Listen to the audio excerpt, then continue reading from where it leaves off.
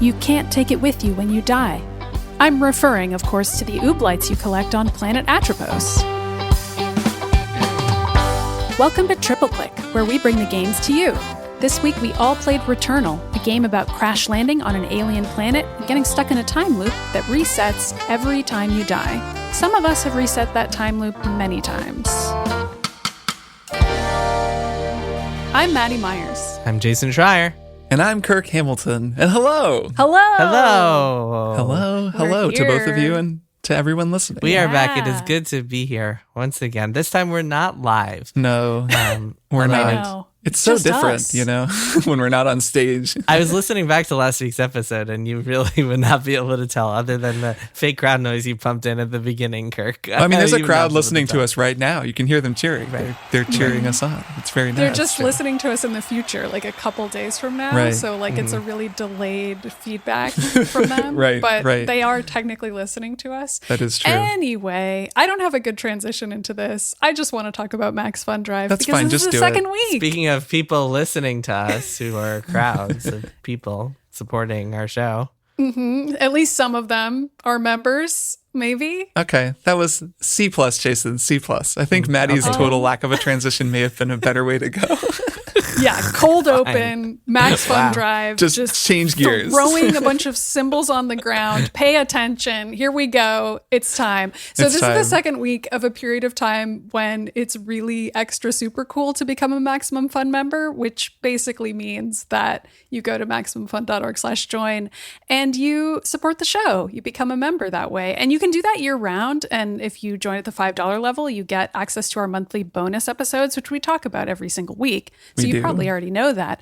But if you do join this week, or if you'd already joined last week, then you could potentially join at a higher tier, a higher level, and get more rewards for doing so. So like the $10 a month level, you get a really cool pin. You do. It says spill the beans on it, and it's got jelly beans. Spilling those jelly beans. It is the best. Or you could get like a different pin for a different show, but like, come on, the triple click pin is the coolest pin ever. So obviously you're going to pick that pin. And if you join at $20 a month, you can decide whether you want a tea kit or a rocket hat. I kind of want the hat. Also get a pin. Yeah, you know, I'm a member. Cool. I might actually up my membership so I can get the hat. Just so you can get the it's hat. A pretty good it's hat. It's pretty cute. Yeah.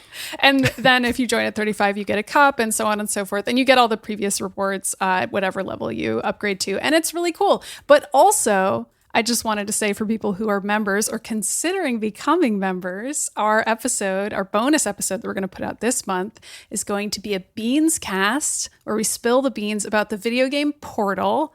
And we're also going to have a special guest, another Max Fun family member special guest who is noted gamer Justin McElroy. He is a noted gamer. That's what I've heard about him. He'll be on there. He plays video games from time to time. He's played a game or two. So he's going to talk about Portal with us on that app, and it'll be fun. And if you're not a member, you did just hear a Beanscast, our Mandalorian Beanscast ran in the main feed for all of you. So it'll be like that but about Portal. Mm-hmm. So you got a little preview of what you've been missing out on, and now you know. Anyway, also Jason's book is out. I'm not transitioning into anything. Jason, congratulations. That's it. It's a transition-free episode. Jason's book is out. Tell us about it. Yeah, this is like the first podcast that I'm doing in like 2 weeks where I don't just have to talk about my book the whole time. So that's kind of nice. This is going to be kind of refreshing. I've been doing the media tour. Yeah, Press Reset, Ruin and Recovery in the Video Game Industry. It's out. It came out on Tuesday, May 11th. Hopefully all of you out there who want it have gotten your hands on it.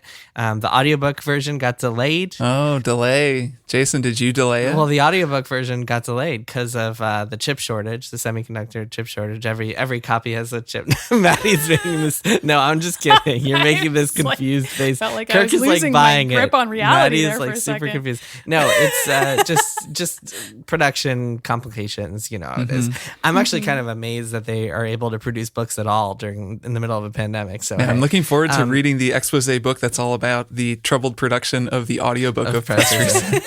I told you guys the story last week about my publisher and how I just switched publishers. There's a lot of drama behind the scenes of this book. Anyway, it's out. It's been really fun just like seeing people tweet at me with their copies. I'm really excited to like see everyone's reactions. And yeah, I'm really proud of it. So go check it out. Press Reset, Ruin and Recovery in the Video Game Industry. do go check it out. It's a great book. Everyone go read it. Yeah, it's really good. Yeah, please check it out. And please buy it at your local indie bookstore because you should support those guys. They're struggling. Indie bookstores are struggling these days, so go do it there. So, Kirk, take us away. What are we doing this week? We're doing a triple play, specifically a triple play on Returnal, which is a game that I am very excited to talk to the two of you about. This is going to be a fun one, I think. So, Returnal is a new PS5 exclusive made by the Finnish studio Housemarque, previously best known for their excellent action arcade games like Resogun and Super Stardust. Players take on the role of an outer space explorer named Celine Vassos. She's a scout in the employ of the Astra Corporation. She crash lands on the deadly planet Atropos and finds herself trapped in a loop where each death at the hands of the planet's fauna, as well as the defense machinery of the now dead civilization that used to be there, sends her back to the start with her ship crashing, and she has to do it all over again. So it is a roguelike, an action roguelike, or roguelite if you want to get weird and precious about it. Each time you die, you lose most of your progress. You have to start all over. Though, like a lot of modern versions of these games, it gets easier the more you play. You unlock better skills and weapons, checkpoints, warp points. You get to skip bosses eventually. You only have to beat each boss once, which is very nice. And it's got a lot of familiar gameplay elements. I made a list of them. I'm going to read them up top here.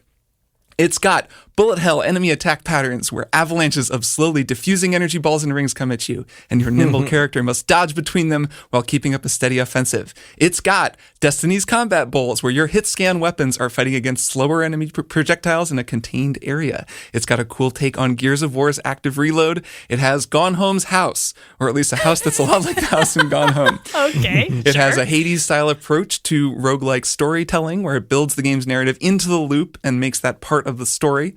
Has some cinematic tricks borrowed from Remedy games like Control, and it actually featured some members of some of the narrative team on this game are from Remedy. Well, that's what the house reminded me of. A lot of it, yeah, it's got a lot of Remedy energy. And I also just have this at the end. It has big Metroid energy in general.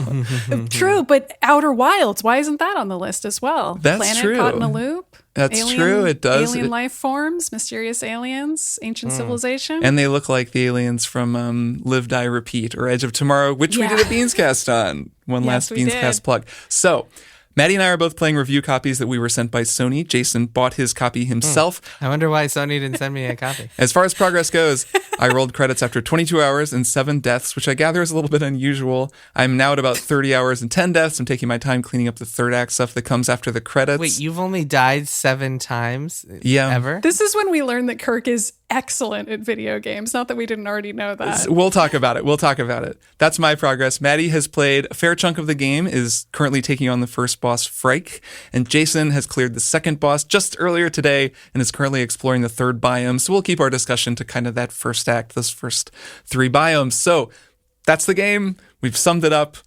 I want to know what you both think of it. Maddy, why don't you go first? What do you think of Returnal? Sure. The person who's played it the least. I feel like we always start with me in these situations.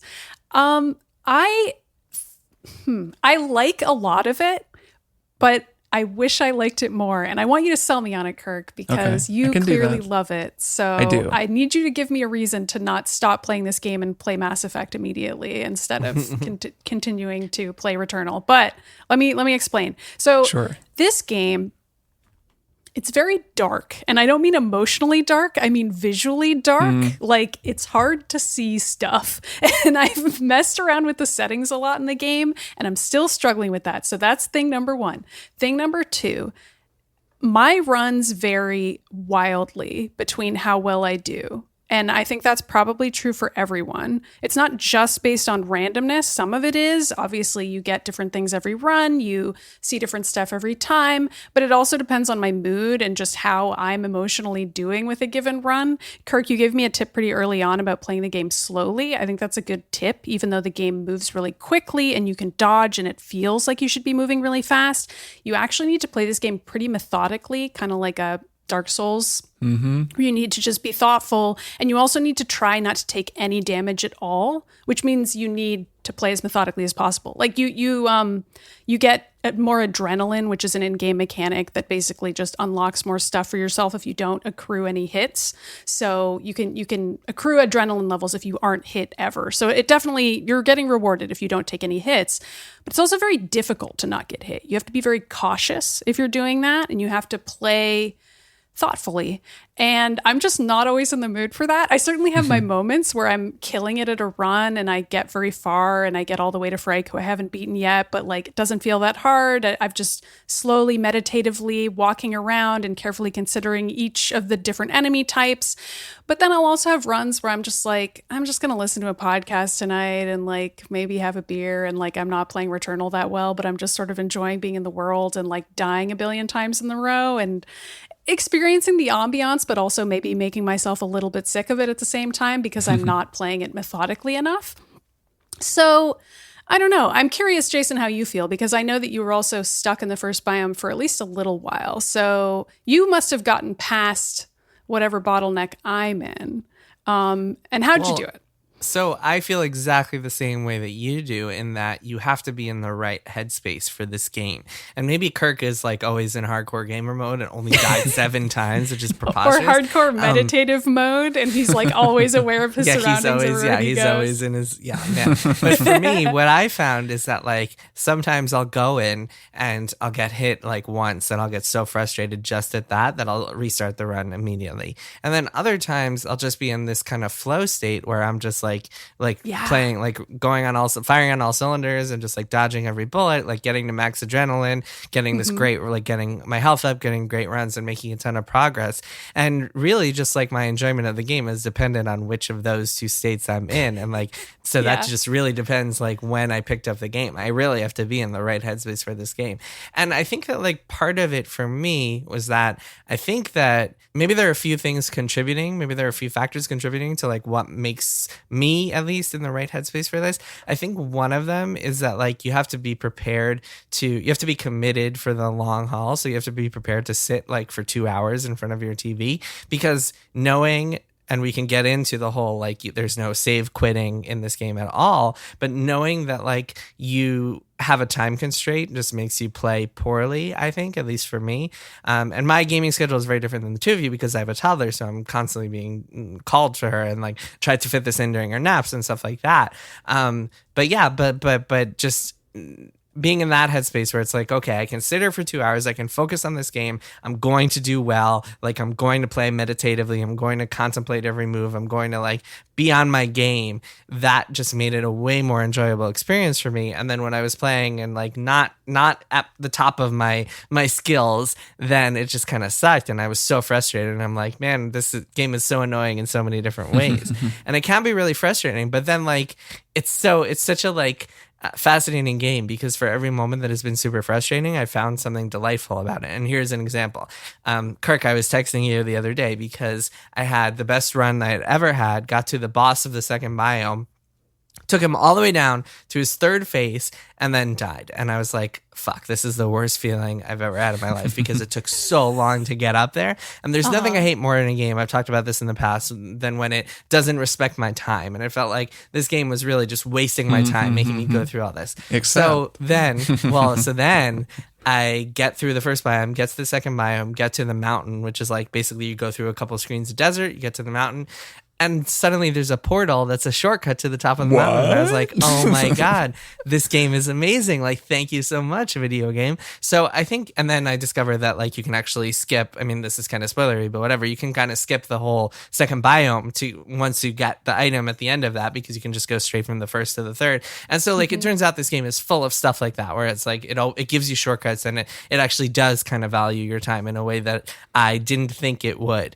So all that said, I still think it needs a suspend feature because it's ridiculous that it doesn't have one, but the game has really grown on me over time, and like the parts that felt very frustrating, it has kind of smoothed over time. So yeah, right headspace. Kirk, you want to give some overall thoughts now?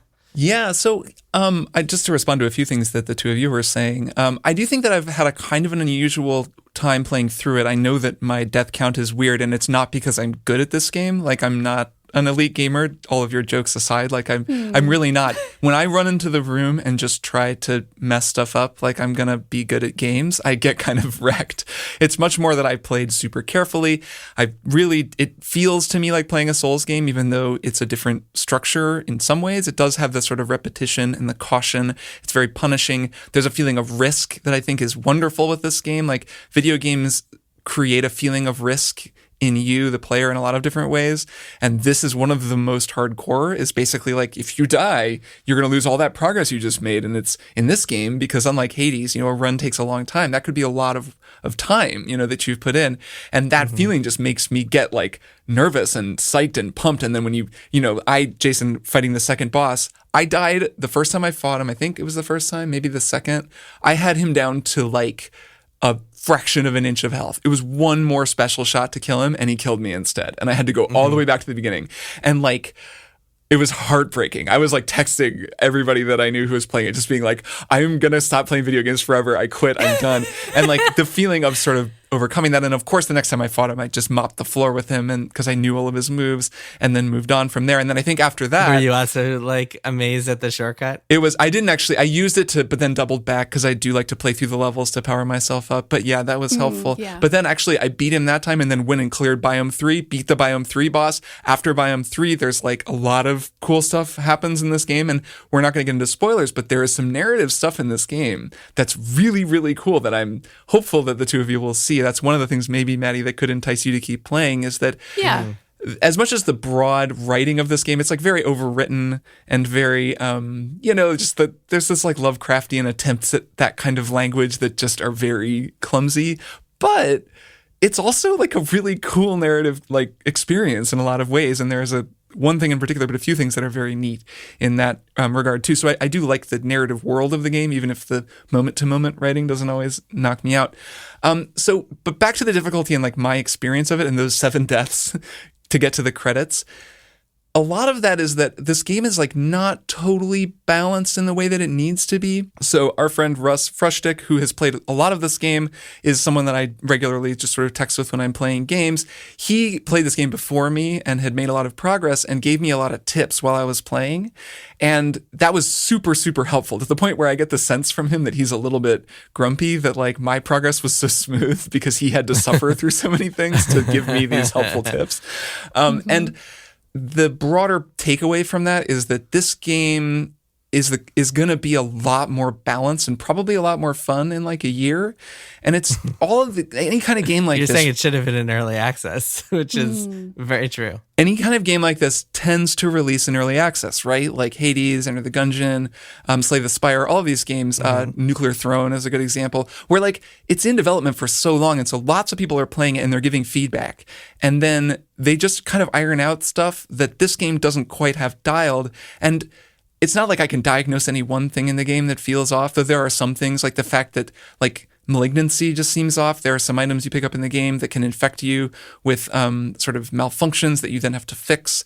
But like sometimes that feels like a risk worth taking. Yeah, some of them are like no big deal, and others are just like destroy your entire run. That's true. And then also there are like some chests where you're like, okay, if I open this, I'm going to get a malfunction, but it'll have like a good artifact in it. But then other times there's just like a health pickup or something that also has malignancy. I'm like, well, I'm never going to pick that up. There's no incentive for me to do that. So some of that, just there's little things like that where the balance is off. But then also there are some weapons, the Hollow Seeker with like the damage over time rounds, and there's like a pile driver, like a nail gun that I use to just cruise in that game, because you shoot a bunch of like pylons into dudes and then it just does damage to them and you can kind of run around and hide. Oh, I haven't seen that one yet. I guess that comes later. It's a little, you'll unlock it a little later, yeah. Hollow Seeker that you have now, and if it starts bad, but if you level that thing up, it's bananas. And so I've been just using the auto rifle, which I did use for the first 3, the first 3 biomes, with like the ramping up perk, like where and there's one that heals you. I mean, that gun is really good too. Mm-hmm. All of the guns can be super viable if you level them up and know what you're doing. But I found that the damage over time ones like really gave me a benefit to the point where like I beat the game with only 7 deaths, and I think that that's largely because of my playstyle. And how many times are you going to say that on this episode? I'm going to say it like at least 5 or 6 more times. I have it written here. 7. Probably 7 times, I think. Otherwise, it's... Was it 7 deaths? Oh, I died with 7 times to roll the credits. But I shouldn't. But I don't even mean to brag about it because, like, I had that fine. assistance. I've certainly bragged about fighting some Dark Souls bosses just once or twice on this show before. I think some of this is acceptable. Yeah, there's nothing wrong, especially Kirk, because there's like this stigma on the internet that games journalists are bad at games. I guess you're not a games journalist, but you're a games podcaster. You should brag about how good you are at games. When I stopped being a games journalist, that was when I became good at games. Yeah, you got good. Yeah. Finally, yeah. That's why Jason and I couldn't get as far as you. Yeah, exactly. Anyways, I like the game. I'm curious what its next year will look like because I would love to keep playing it. There's a post-credits thing you can do, but I'm kind of taking my time just because at this point I really find it very engrossing to just go and play it. And it's interesting because I mentioned the Metroid energy. And while, of course, it is a very different structure than a Metroid game, it does have that sort of aesthetic feeling. Obviously, you're a woman alone on an alien planet. Your ship has crashed. Your crash site feels kind of like her ship kind of looks like the Metroid ship. There's just this feeling, and now that I'm to the point where I can go to any of the biomes and I'm really familiar with the game, I mean, I can clear the game, no problem.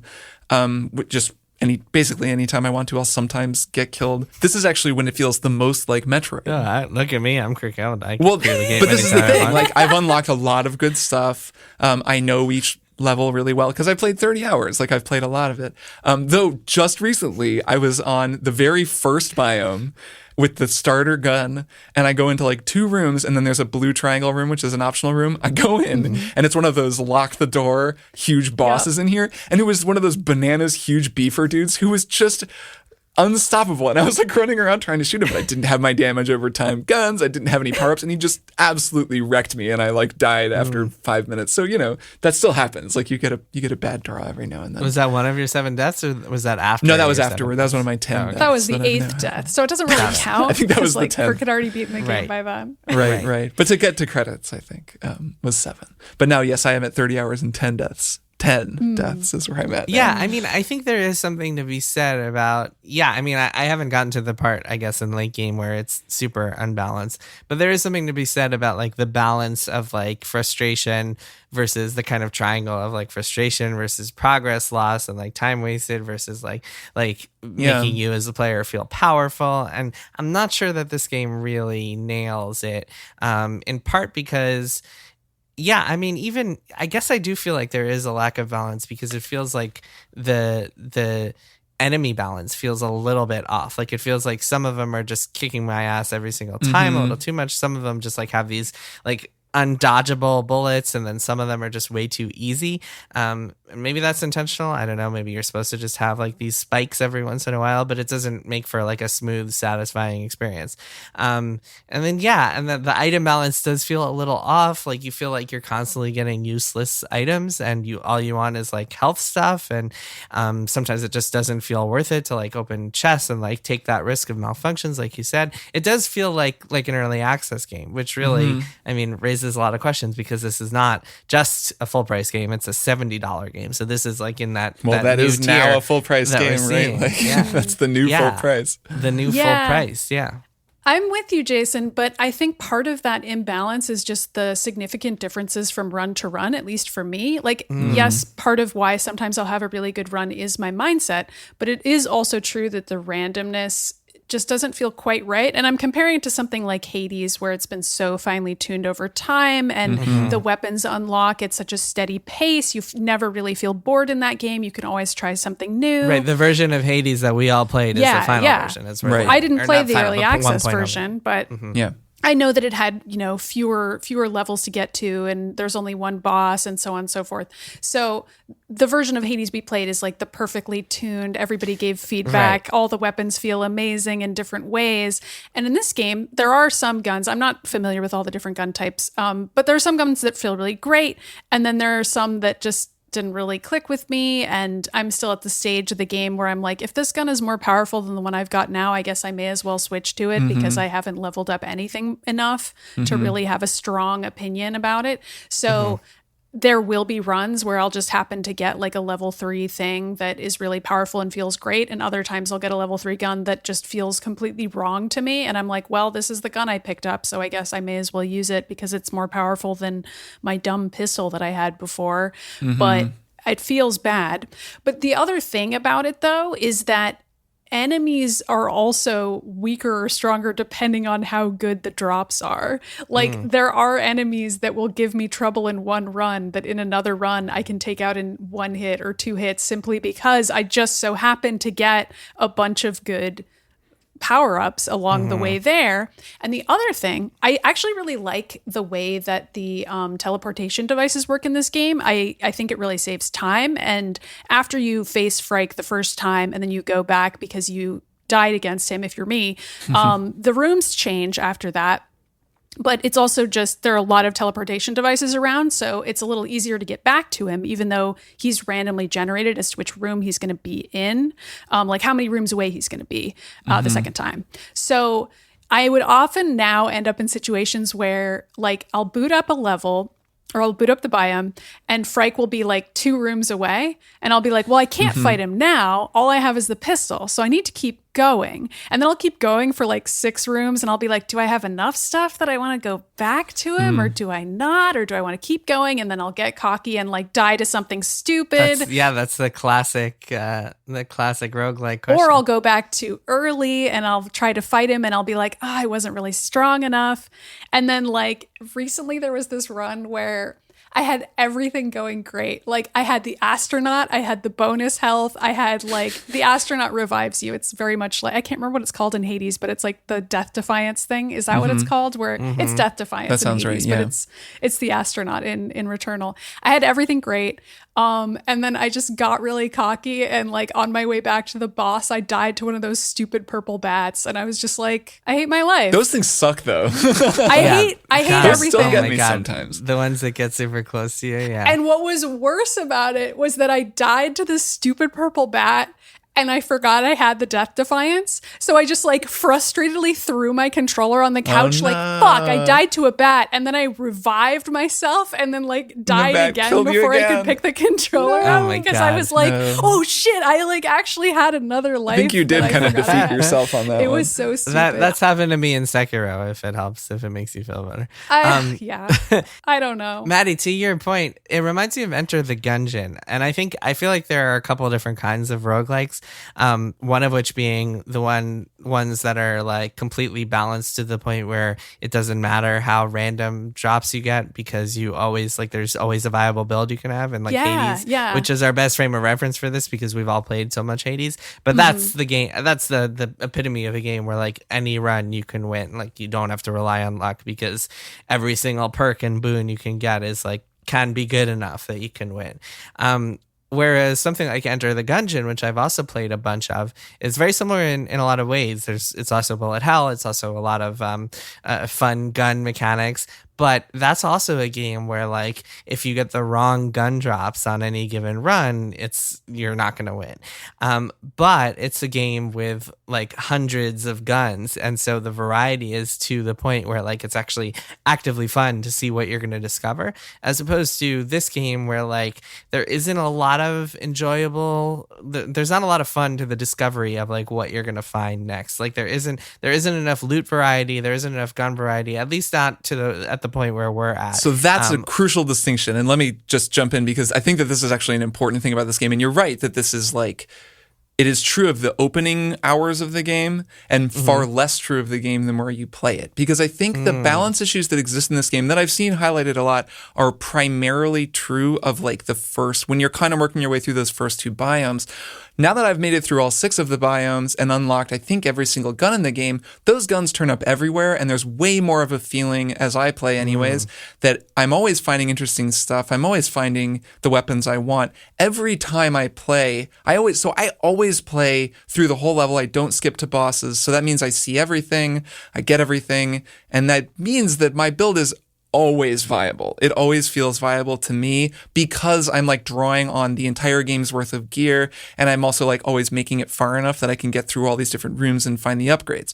But like a lot of people have played dozens of hours and are still in the first couple of biomes. Not everyone can be 7 Death Hamilton over here. No, I know. That's my point though, is that I think that it's like important to look at the game in both ways. Like, is that there is a really balanced game that draws from like this full thing, and I think works well, where each run I'm kind of like adjusting how I'm playing based on like, you know, the parasites I found, which the parasite system is actually really cool. I could see them adding new parasites. These are things you equip that give you like a buff and a debuff. Like anytime you use a key, you take damage, but enemies drop stuff more. I've had a crazy one. Once I had one that I couldn't heal myself with items, but every time I killed an enemy, I healed. So I like had full health the whole time because I just kept killing enemies, but it's like not great for fighting bosses. So it was like I had to clear the parasite off before that's a cool system. Anyways, you get cool builds and it feels much more flexible to me, where I'm like adjusting as I go. later in the game. It sounds like all that stuff should be available earlier. Well, I don't know. I'm a little torn on it because the early hours of this game are the toughest. That's the biggest hump. There are a couple big humps. I'd say the first two biomes are a big hump, and the whole first act, the first three biomes, is another big hump. So it's like two humps making a bigger hump. It's like a mountain made of little mountains. And those are all really hard to get through, but you're kind of like, I found I was kind of being driven by just like being kind of engrossed in this game and that feeling of like Dark Souls-y kind of risk and, excitement of sort of what's going to happen next. And, the constant threat being you're like a cat on the street, with your antenna out trying to survive. And like that was enough to keep me going. But now it's much more like later game Dark Souls or Bloodborne where you're like, I got this shit. Like, I know my way around. I've like leveled up. I know who's going to come around that corner. I'm not really probably going to get too messed up by anything. And it kind of evolves into that, which is a much more straightforwardly satisfying experience. It does take a while to get there. And I don't know if I would want it to get there immediately because it's the same thing with the Souls game where you do have to kind of get through the beginning challenging part where you don't have any good gear and you don't know what you're doing and you're getting killed all the time. But what you're describing, so there's a difference between like not getting good gear right away and not getting variety right away. And I think that's this game's problem is that like you could be playing a dozen hours like I have and like Maddy, it seems like you have as well. And you've only seen like 3 different guns and like a handful of different types of items and they're all kind of boring. And that to me doesn't make for a really interesting game. Even if the game capped you out in terms of like power level or like kept some of the best stuff for later, the lack of variety in the early stages and maybe the developers didn't expect that people would get stuck on those early humps as much as they have. But it feels to me like that's a pretty common experience that people are like still in the first couple of biomes. And if you're playing the first couple of biomes and you're playing it for hours and hours and you're not getting anything different, then it's kind of boring. And that kind of like, again, I mean, it feels like an early access game and it feels like that's something that will be tweaked. Like maybe they'll take a couple more guns from the loophole and make them available in the early days. Like even a few more, I think would make such a difference. But like right now, you should feel like there should feel at least a tiny bit of like discovery and interesting, like interest to picking up objects, but instead it just feels like you're kind of going through the motions. Like, okay, I got to get the resin here. I got to see if this gun is an auto rifle instead of a pistol, et cetera, et cetera. Yeah, but I don't think Kirk had that experience because he only died 7 times. So right. He literally didn't play the first biome as many times as you and I did. So he didn't get as tired of those same items over and over. And to him, they feel more balanced. I have a feeling that Maddy and I have had a more normal experience for like a Returnal player. Yeah. And the other thing about that though is that the game really doesn't tell you how to play it. Like the whole idea of approaching it very stealthily, like Kirk, I'm sort of picturing you playing it almost like a Rainbow Six or something. Like you're creeping around corners, you're dashing, but only when you're in the heat of battle. It's not as though you're running through every room, you're not running past enemies. So in that way, it's actually somewhat different from Dark Souls. If I had to compare it to one thing, it would be like soloing Nightfalls back in original Destiny, where like you have to just be so careful because if you die, you're done. So you're standing, I'm just standing by doors shooting guys and stuff. So yeah, that's kind of what it's like. Yeah, which is not how I was playing. Like this is not a cover shooter. There's no cover mechanics. Like you're not creeping around cover like your Marcus Phoenix or whatever. Like that is not the design of this game. This game feels like a Destiny strike. Like it feels like you should be running around and like using the dodge mechanic all the time. And the run mechanic looks really good. It feels really good to run. And you can do that. I mean, I do that fairly often. And you can do that. You can run past enemies. Well, also the game, I mean, if you don't pick up the little gold that they drop, it disappears. So the game very much wants you to go up. Yeah, you have to run up to the enemies and get all the ooblites and pick them up. That's risk reward. There's a lot of risk reward in this game. You can do that, and I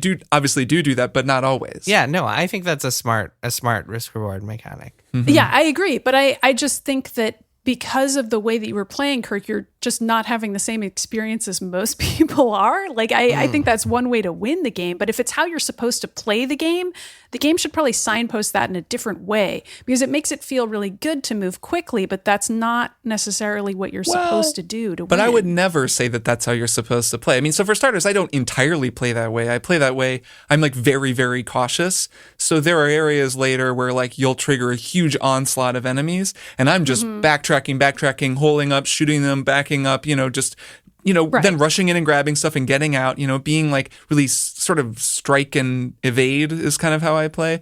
I'm not just playing it like a cover shooter. Like you have to, you go into rooms and the door closes and there's a boss in there with you and you've got to play or die. Like, and so there's plenty of that too. And not to mention the boss fights, but, I would never say that you're supposed to play it one way or another way. I'm sure there are people who will play this entire game through without upgrading the pistol and like beat it on their first try. There are people being like, I cleared this thing in 10 hours with like 4 deaths. And they didn't play the way that I played. They played like really aggressively because they're just fast and very good at that kind of a game. Can I ask you something? How long is your average run, or how long was your average run when you were playing? Because it sounds like you really take your time with each run. 2 to 3 hours, so almost. Okay, so that to me is the big problem with this game. Is that like if you're gonna play that way, you really have to. It's such a commitment. It's such a time commitment. Well, so and I got screwed by an update before I turned off auto updates. I had a run get killed by the game update. Oh yeah, I got a crash that killed a run for me. Yeah. Me too. Yeah. I also had a bug where I had, it was this really brutal enemy in biome 5. There were some tough mothers in that biome, and there was a guy who was almost dead. He was like had a dot attack on him, a damage over time thing, and he was ticking down, and then he killed me. But I had the regen booth thing that you can buy on each level, so he killed me, and I think that he killed me and then he died. But then I regened and I went back and he was still there and I couldn't damage him. And if you can't damage that guy, you're fucked. So he just killed me again. And I was like, oh, well, there goes that run. So so there are bugs. And I think the save thing is just a problem. Like you should be able to stop the game and play something else. It's funny, actually. This is the only game I'm playing on PS5. So it's not a big deal. Now that I have auto updates off, I just put it in suspend mode and come back and it's still there. But if I were playing Resident Evil 8 on PS5, suddenly I would be like, God damn it. Because like you can't start a new run and then just pop over to Resident Evil just because it would kill your run. Or if you were sharing your PS5 with like a family and like other people wanted to use it. No, it has to be the only thing. Yeah, I mean, really, this doesn't feel like a game that's made for adults with like busy lives because of that time commitment thing. No, but you don't have to. I don't know. If you play it the way that I play it, you could totally have a life. Like I play for like an hour at a time. I don't play the entire chunk without getting up from my desk. Like, but that's because I'm able to leave it paused. You put it in rest mode. Yeah, and it's fine. Like it doesn't crash that often. I've seen people talk about crashes. For me, anyways, I've never had it crash. I know they happen. Oh, lucky. But I had one. But I've also had my PS5 sometimes randomly shuts off when it's in rest mode, so that makes me scared to put it in rest mode. That's understandable. I mean, mine doesn't. I think it almost goes without saying that this game needs some sort of a save state. Like that's just extremely straightforward. Like that's not controversial. I mean, it is controversial actually, but it should. I don't think it is in the context of the three of us. I don't think that's very controversial to say. Yeah. I think people who misunderstand what it actually would do think it's controversial. Like people are like, oh, but then you'd be able to save scum, and it's like, no, it would be something where it only saves when you exit the game, and then you just load back in as soon as or like at the start of a biome it saves. Then I guess if you could, there are ways you could abuse it, but that doesn't matter. Like I don't think that's like a huge problem. There's a million more things to say about this game. I want to offer one tip that I've discovered lately. Or actually two really quick tips. The damage over time weapons one is big, but there's a lot of great service posts about this game. And I would say if you're struggling with it, read some tips because they can actually, it can make a big difference if you're like, learning them. But here's a couple tips. One is don't aim down sights in this game almost ever. You just don't have to. And like you can. And actually, we haven't mentioned it, but I think the controller stuff is really cool. I like adjusted to the double press of the left trigger. The DualSense is amazing. Oh man, yeah, the PS5 is dope as hell. And like the vibration. Yeah, the vibrations are fun. Even the fact that like there's a whole mechanic attached to the left trigger being pushed down halfway or full way. That's so cool. And then you like crunch it down to get your alt fire. That is super so cool. Agreed. Yeah. I love playing it just because it feels so good. Have you ever actually I recommend this for everybody. If you're playing with headphones or turn the sound off on the game and just listen to the controller as you run around. It makes crazy sounds. It's like meow, whoop, meow. Like it's doing all this awesome stuff because of those cool little, devices that are in there. And it makes this like sproing sound when you use the sword on guys. That's the one. So incongruous and funny. It's like sproing. Like why would that be what a laser sword would do? Because it's like the sound that the device makes when it vibrates up the holder to like make that feeling of the sword. It has to go whoop like that. Bing. Hi everyone, Kirk from the future here, and this seemed like a great opportunity to actually demonstrate what we're talking about. This is something that listener Dan Sunshine called in and explained to us back in November in the episode about Assassin's Creed Valhalla. At the beginning, he explained how the DualSense works, and it's actually really cool. It was a cool explanation, and now we can hear it in practice. So the DualSense 5 uses something called an LRA, a linear resonant actuator, which is basically the same thing that drives a speaker, and that's why when you listen to your DualSense, it sounds like it's making video game sound effects, even though it's actually just making the vibrations that you feel when you do things. So I recorded a little bit of my DualSense just doing some shooting and sword swinging in Returnal, and it sounds really cool. It actually sounds like its own little sonic world, because it really kind of is. So if you're lucky enough to have a PlayStation 5 and you've been playing this game, I do recommend just taking off your headphones, turning down the music, and just doing some shooting and jumping and sword swinging in this game, and just listen to what your controller is doing. Really pay attention to it. It's very cool, and it does highlight how this technology is so different from vibration on most past controllers. And I do recommend going back and listening to Dan's explanation as well on that Valhalla episode. We'll link it in the show notes. All right, back to the show. Bing! Oh, it's amazing. I feel like my hot tip is just try to get the sword as quickly as possible, because I feel like the game got so much more fun. Well, once yeah, I and then unlocked you'll the have that sword. permanently. Like you unlock if that you haven't early. gotten the sword yet and you're like wandering around Biome 1 wondering if the game is even any fun, just kind of keep going and look in some challenge rooms or whatever until you find the sword. You'll be okay. One. So my actual tips, well, the ADS one is really one. You just don't need to aim down your sights. Just run and shoot like almost all the time. That's fine. But the other one is, it's something related to how health works that I didn't really understand until recently. You know how you find it's Silphim, I believe it's called, is the health pickups, and there are pickups that replenish your health, and then there's resin pickups. Yes, yeah, the resins are when you have full health. Yeah. Okay, so I'm not just telling you this because I'm assuming maybe the two of you know this, but listeners may not. It's interesting. Resin is really important. You want to pick up a lot of resin because that increases your maximum health, which is super key, especially later on. You want to have a really huge health bar. A thing that happens is if you have full health, all of the Silphim or whatever it's called, all of the health pickups transform into resin. So you could be running through a room and there's like 3 small health pickups and you grab them all and it gets you to like 90% health. Don't do that. Instead, leave those all be, and like way later you'll find like a big one. Pick that up, it'll heal all your health, and then if you go back into that other room, those small health pickups will have transformed into resin. Each one will be 1 resin point, and you can expand your health. It's like another level of kind of galaxy brain way of playing. You have to keep track of a lot of stuff. They really need to add health pickups to the main map, which they don't have. Yeah, it's ridiculous that it's not on the main map. They're gonna add that. That's like one of the most requested things. But also, Kirk, but everything you're describing, every single way you play the game just adds more and more time to your runs, which is like fine if you have a like I mentioned before, you really have to be like sitting down in this game and be like, okay, I can spend the next 3 hours doing nothing but playing this game and like play interrupted. That's true. Like, yes, it is a like very intense game that you need to really commit to. It is not a game that can be played super casually. Yeah, I know. And so, like, by definition, this will be like, there are a lot of people who listen to Triple Click who are like very busy adults who don't have that kind of time to play games anymore. And like, by definition, this game is not for those types of people, I would say. But they can play Hades, so it's okay. Exactly. Yeah, they should go play Hades instead. Yeah, I don't know. I don't hold that against the game, though. The game very much is what it is. And I think it's actually I think it's a bad real artistic achievement, I have to say. No, Kirk, I'm not saying this is a criticism of the game. I'm just saying that like, this is what the game is. So it's like not the type of game that like you can really say everyone should go out and play, because it's requires that commitment. Like there's very much a barrier for entry here. It's not for everyone. Like a lot of art, it's not for everyone. Yeah. Yes. And I do think that I think this game has a lot of artistry to it. I think it's wonderfully designed. I think it's like a real amazing achievement. Like really I really good. do love it. Looks really good. I like it so much more than I was expecting. I remember seeing the trailer for it and being like, oh, okay, whatever. Housemarque, they're pretty good. But playing it, I'm like, I really think it's a wonderful game. And I do want to like underline that, since I know there are criticisms of it. It'll be interesting how it develops over time. But I'm like very into it and thought it was great. But maybe it's because I only died 10 times. Who knows? Yeah. Any final thoughts on this game before we wrap up? Yeah, it should have been in early access. I think I might come back to it once there's a save functionality and like a few things have been updated. I feel like I might have more fun with it once just a couple edges have been polished. I don't need there to be like a Hades God mode or whatever. That's fine. I can get past Frike. I've had some runs where I almost killed him. Like I can see myself making progress, and I understand what I need to do and what mindset I need to be in.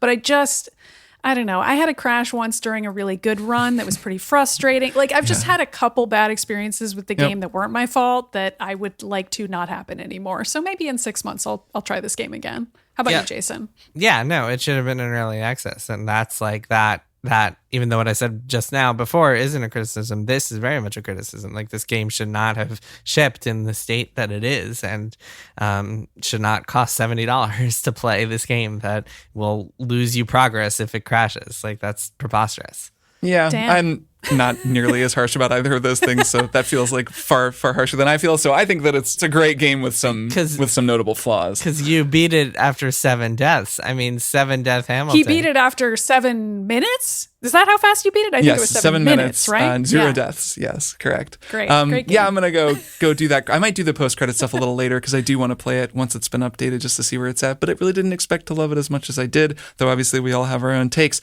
All right, let's take a break, and then we will be back with one more thing.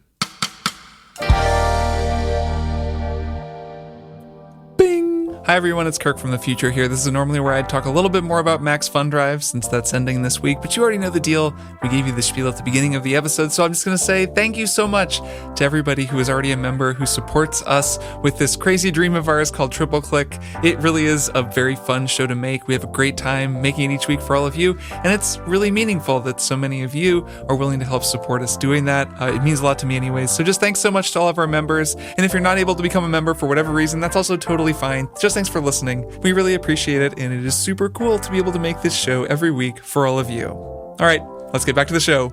Bing!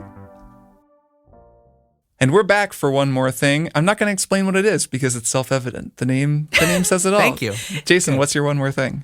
My one more thing is a book called Later by Stephen King. Later. Just read this a couple weeks ago. It is a short book. It is part of it is by a publisher called Hard Case Crime, which is kind of like a very specific hard-boiled crime novel publisher. I never would have come guessed. out with these with these small novels, and Stephen King has written a few of them for that, and one of them is Later, and it's like one of his shorter books. It's only like 250 pages or something like that. Nice. And I love a shorter Stephen King. It's really interesting. It's about this kid who has the ability to see and talk to dead people. And like at the very beginning, he says something like, sort of like that one Bruce Willis movie, except not, or something like that. He says something. He acknowledges the sixth sense very towards the beginning of the novel.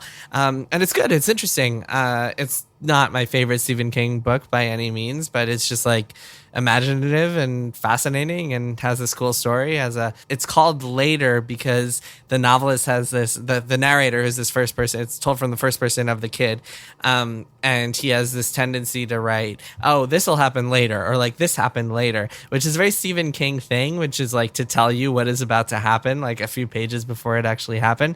And it's interesting. It can get a little bit annoying in Stephen King books where he's like, but that was before she died. And that was the then last like a few time pages she'll they saw die. him Yeah, alive. that was the last time he ever saw anything. Classic Kingism. And so that happens a lot in this book. But no, it's good. It's good. It's about this kid and his mom is a literary agent, and she's doing really well, and then turns out to not do so well, and she is dating this woman, and this woman turns out to be not so good, and it goes into some interesting directions, and it's a fun book. So yeah, nice. I recommend it, especially if you're a Stephen King fan and you just like reading new Stephen King stuff. It's a good like appetizer before our annual giant Stephen King book, which I believe this year there's one in like August or September or something like that, because somehow he just knocks out a 500-page novel every single year. The dude has got a work ethic. Having just released a book that's like 300 pages, I'm looking at that and just like, oh my god, I can't. Hard to imagine. But nice. But yeah, no, it's good. Stephen King's Later. I liked it. Cool.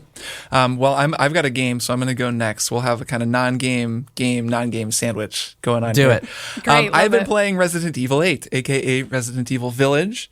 8-age? 8-age, and it's really good. It's a really goofy game, you guys. It's like real goofy.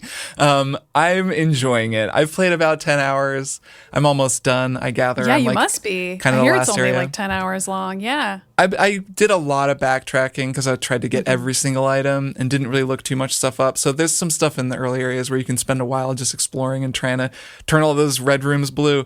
But yeah, this series is so funny. I really like these games. They're so weird and goofy and not scary. This game is not scary. Like, I get that it's horror, but compared to something that's legitimately terrifying, I personally don't find it scary, and I get pretty scared by games.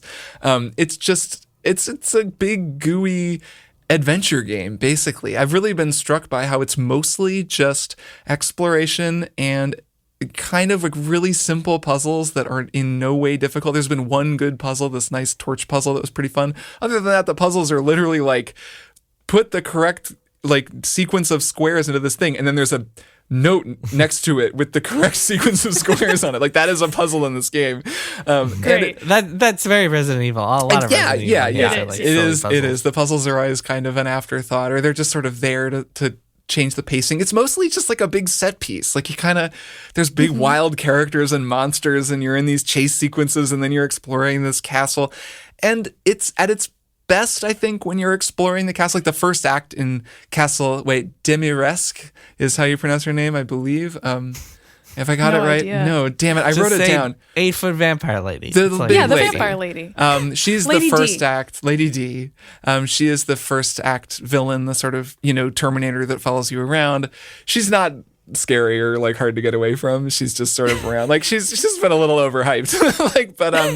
But that area is cool because it's a big castle with all these puzzles and ornate, locks and stuff. And I really liked that, all the doubling back and sneaking and opening this door, and this leads down to the understairs, and then from downstairs you find this thing that then opens up a thing where you can crawl up and, oh, here I'm at the top, and it has that kind of same Dark Souls thing, which Dark Souls of course borrowed from Resident Evil, of like unlocking a house slowly, which is a nice feeling. Which they all borrowed from Gone Home, of course. Yes, Gone Home really the progenitor of this. Of unlocking a house, yeah. Yeah, so right. And there's a village in the middle, of course, in the title.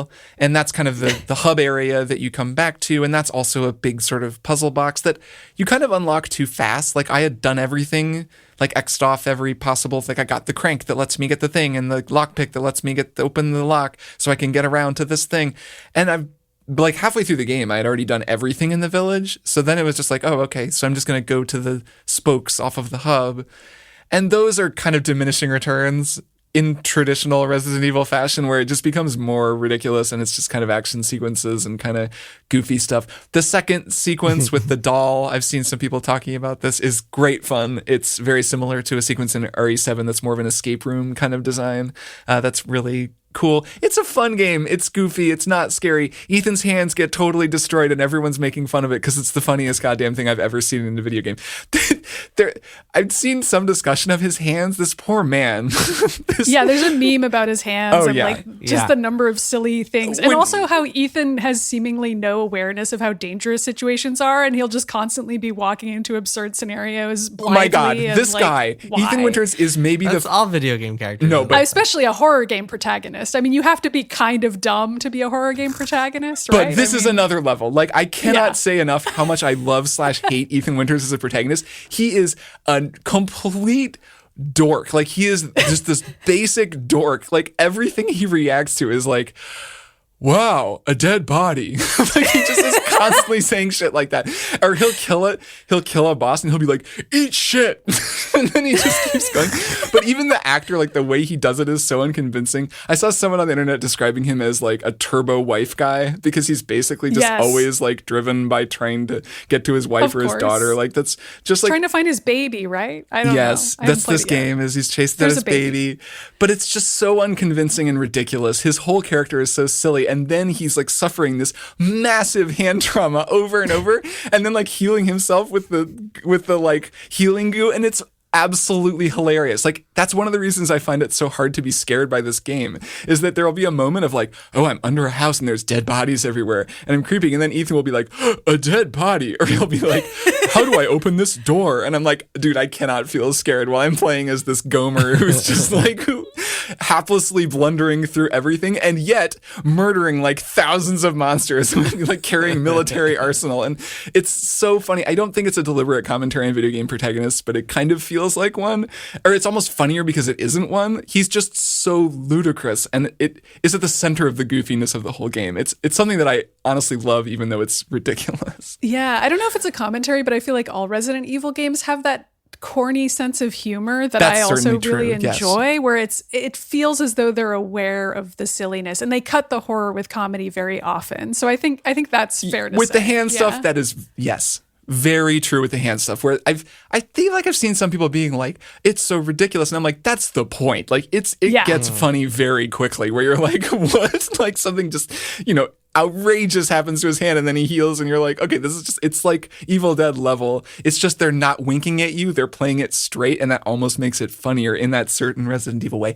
Anyways, that's enough on this game. There's not a ton to say about it. Like it's really just kind of a pretty delightful Resident Evil game that's very goofy and fun, but I do recommend it. Especially it'll probably be like on sale later if people want to get it. And yeah, I dig it. Cool. Bing! Hi, I know this is a very Bing happy episode, but I actually just finished Resident Evil 8 while I was editing this episode. You can probably hear my PC fans in the background. Anyways, I just wanted to add that I really like this game. I actually thought the last act was pretty fantastic. There are some fun narrative twists and turns, and it ends with some stuff that has me pretty excited about the future. So I've really been won over by Resident Evil, and I'm looking forward to playing the next one. So I do really recommend this game. I liked it quite a bit more than Resident Evil 7, which I did really like. But on the whole, it's a good game. It's all the things I just said, but really the ending is good too. It's worth playing all the way through, and I dug it. Okay, back to the show. Bing! So, Maddy, what is your one more thing? Okay, so mine is a movie called Ma Rainey's Black Bottom, which I guess is notable at this point because it was Chadwick Boseman's last role before he died, and was also the role for which pretty much everyone, including the Academy, thought he would win an Oscar at the end of the night the other day, and he did not win it, which is too bad. So I watched this. I thought he was excellent in it.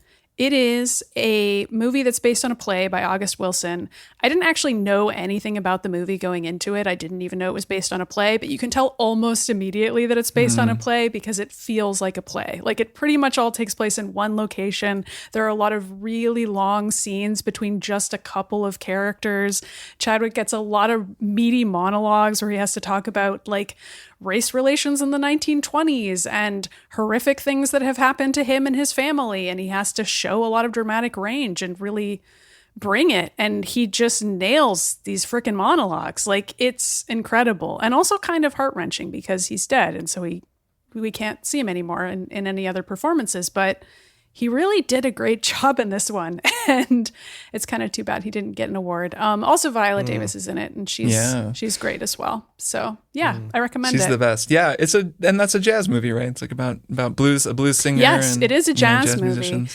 Yeah, it's about a bunch of musicians who don't get along with each other, who need to record an album, and Viola Davis plays a diva who is based on an actual historical figure, Ma Rainey, and she doesn't want to be there. Nobody really wants to be there, but I don't know. It's fun. That part of it is fun. Well, you know what they say about jazz. Oh, here we go. It's all about the people you don't get along with. Yes, so true. That really brings out the flavor of the music.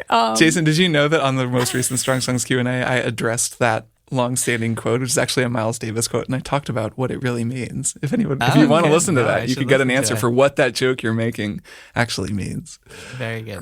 Great. Shout out to Strong Songs. But Ma Rainey's Black Bottom, I really want to see that movie. It looks great. You should check it out. I feel like you'd probably get something else out of it because, I don't know, it's got jazz in it. Yeah, I don't know, man. Kirk. You like jazz, right? So you'll enjoy that aspect of it. I mean, it's all about the movies you don't watch, but you know. It is. They just announced that the new Black Panther is subtitled Wakanda Forever, which is pretty sad. I saw that, which is I'm very interested to see what they do, despite. I really don't know how they're gonna put that one together. Yeah, but we'll see. But that feels like a mourning subtitle almost. Yeah. It feels like a subtitle. Oh, I'm sure. They say that they're going to address it directly in the movies. And, if anyone's going to do it well, Ryan Coogler probably going to do a good job. We'll see. Yeah. Looking forward to that one. All right. Well, that's our episode. And, thanks for listening, everybody. Max Fun Drive is almost over, but you can still become a member, get that pin, get that hat. So go to MaximumFun.org/join and become a member. And I will see the two of you next week. See ya. Bye. Triple Click is produced by Jason Schreier, Maddy Myers, and me, Kirk Hamilton. I edit and mix the show and also wrote our theme music. Our show art is by Tom DJ. Some of the games and products we talked about on this episode may have been sent to us for free for review consideration. You can find a link to our ethics policy in the show notes. Triple Click is a proud member of the Maximum Fun Podcast Network, and if you like our show, we hope you'll consider supporting us by becoming a member at MaximumFun.org/join. Find us on Twitter at TripleClickPod, send email to tripleclick@MaximumFun.org, and find a link to our Discord in the show notes. Thanks for listening. See you next time.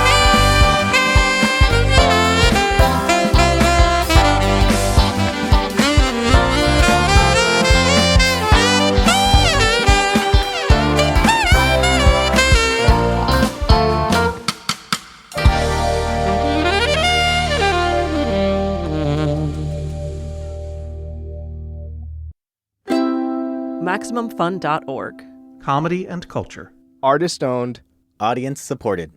My arm is starting to get sore. Go ahead. It's a short book. It's same. part of a... We're just stretching our arms We're because just we both got our exercising our shots. arms. What? Is this distracting you? We're both I'm like, so confused. yeah, we're good. Yes, extremely distracting. Maddie and I are going to do one-armed chickens while you talk. We just have a case of vaccine arm. What? You don't like this, Jason? Do you not like No? chicken dance? Go that we're ahead. Tell doing? us about Stephen King, man. Oh my God. What do you think? Are